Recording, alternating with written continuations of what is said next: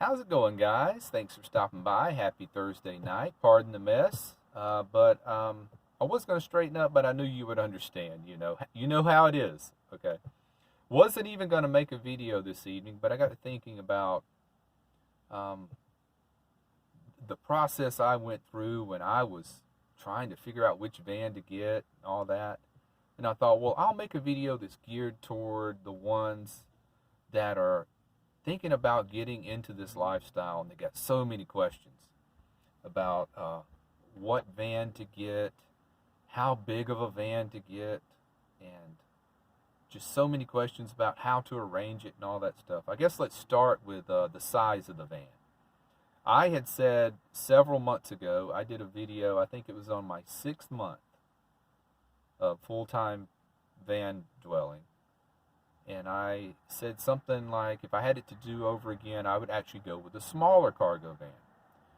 I want to retract that. I think I hit the nail on the head with this run of the mill, regular sized cargo van.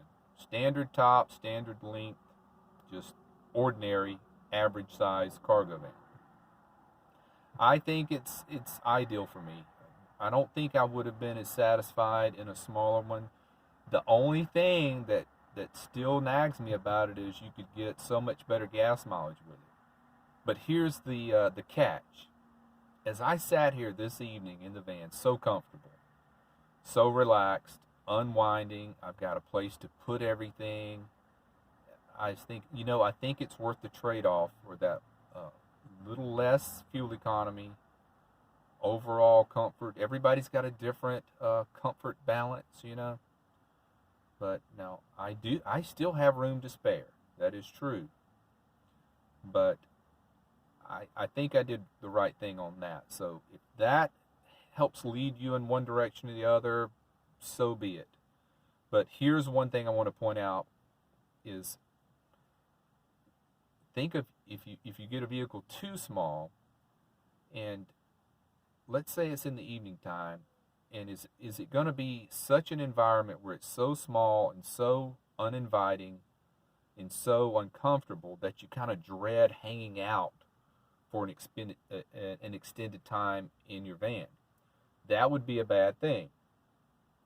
On the other hand, if you get one too big that's just a big gas hog, also more expense in everything else from oil changes to maintenance to tires and all that. So it's a lot to think about, guys. I know. I've been there. I went through this whole thing. So I'm trying to just talk it out as the way I thought through the whole thing. And another thing is go by word of mouth and records of a vehicle's longevity and performance. Because there's a lot of new ones on the market just haven't been around long enough to find out, if they have a long lasting reputation. Just we don't know yet. All right, so I guess enough of that segment. The other segment would be whatever you end up with, don't don't overbuild.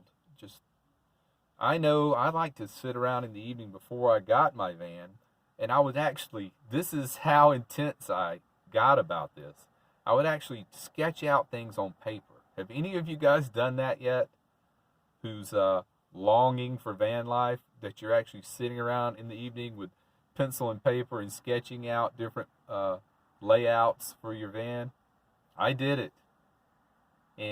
But here's the thing. I have moved stuff around in here a dozen times. I'm coming up on a year.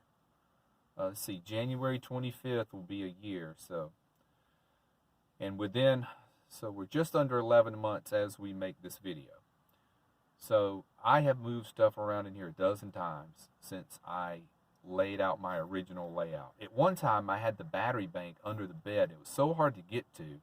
See, I've upgraded them several times since day one, and I just found it so hard to get to under the bed, I decided I would relocate it to where it's easy to get to do my wiring maintenance safety checks. And, when I just had this little uneasy feeling about have the batteries up under there where they're kind of out of sight, out of mind, and you really need to keep your mind on them and check for corrosion around the terminals and all that stuff. So the point is, I have moved stuff around in here so much. There was a time I had my water source over on this side, and idiot that I am, actually had a little wooden case thing over the battery bank with a water jug on top of it. And it dawned on me one day, that's the last place you want to have your water source, is above your battery bank. And I thought, oh my gosh, what am I doing? So just don't overbuild to begin with, because you may even find out, hope this doesn't happen. You may even find out, hey, this van life stuff is not for me. And then you're going to have this big decked out van that you're going to have to sell. So that's going to be harder to sell one of those than just a basic cargo van. There's word is getting out to these van salesmen now. There's advertisements from this Ford dealership on YouTube now geared toward, the salesman says this in the ad, millennials are buying these things to live in. Well, I got news for you, salesman. So are Gen Xers like me. We're buying them to live in too. So they're down there marketing these Ford Transit high-top vans for people to come buy them. And their marketing strategy is, look, you got a blank slate here. Come buy this and build your dream home. Sure enough, it's on YouTube. But just don't overbuild. It's so much easier to sell a cargo van. If something happened and I changed my mind, which I don't see that happening, I'm already planning for next summer, okay? I could strip this down in a couple of hours and sell it as a basic cargo van, and I guarantee I'd sell it in a month, And I just think that's just things to keep in mind. I may be overthinking it myself, but that's another reason not to overbuild. And of course, you're just not going to know where you want stuff until you're in it for probably a couple of months. So far I've been through every season. I've been through a winter, a spring, a summer, a fall, and here we are coming up on another winter pretty soon. So the seasons matter. That's why I'm bringing this up. You're going to want different items in different locations depending on which season it is. Like the heater here. That's mounted on the door over here. I'm not going to have, that thing is not going to be on my mind from April to October. It's going to be tucked away somewhere. But what is on my mind is, where am I going to put it from October to April? So in a smaller van, I just don't know where I would mount the thing. And the buddy heaters, they suck, by the way. I just got that one because it was cheap. Next winter, we will readdress that, probably go with the Wave 3. But I do hear they don't put off as much heat as the buddy. So, I am controlling the condensation by running the interior fan. It takes care of that, But you can tell they do put off some sort of fume when you first start them up. It kind of make your eyes burn a little bit. Oh, and I didn't bring you up, I have retested my carbon monoxide detector. That's since something I had totally forgot. My batteries started chirping on it back in September. Those batteries, looking back on it, lasted almost exactly 1 year. And it does have an alarm on it. But I could never get it to read out any carbon monoxide when I held it over near the buddy heater. It never did anything but 0. And I thought, this thing's broken. So what I did was I put it next to the exhaust pipe on the van, and then it registered some. So it's not broken. It's just, I just can't get it to register any carbon monoxide when I run the buddy heater.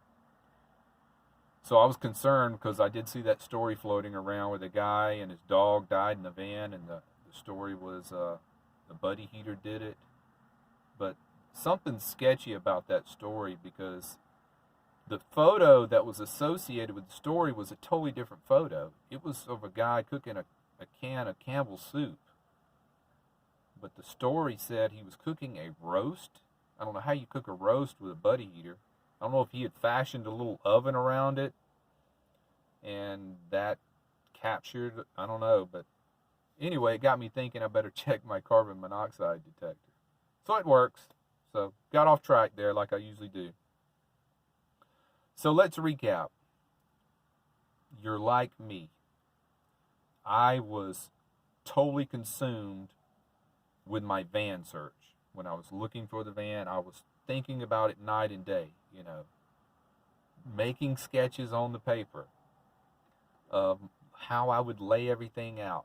And turns out I didn't build a thing. Stuck some filing cabinets in here and some little dressers and bolted them to the wall. And that's the way I'm keeping it. I know I'm going to catch flack on it. Maddie, are you ever going to improve your van? Nope. Well, I won't say never. Is it going to happen anytime in the near future? Nope. I'd rather have the money in the bank. I'm not going to dump a lot of money into making a pretty van. I'm just not. It's not my thing. If it's yours, go for it. But just don't overbuild at the beginning. There's advice from Maddie. Don't overbuild in the beginning.